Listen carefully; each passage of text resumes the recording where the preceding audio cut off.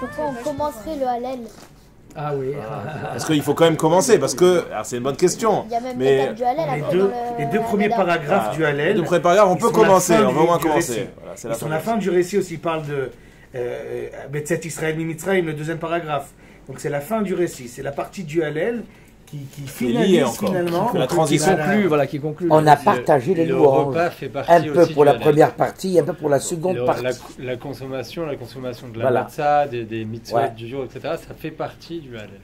C'est partie intégrante. Et pendant qu'on faisait le Korban Pessah, on chantait le Hallel. Bien sûr. Tout à fait.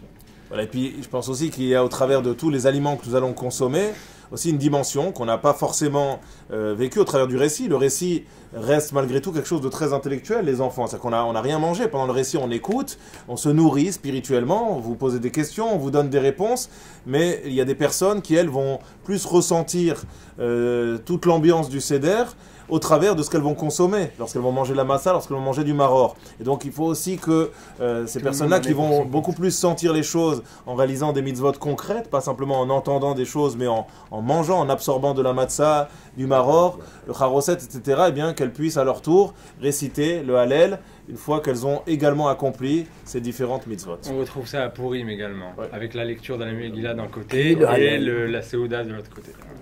Il y en a pour tout le monde.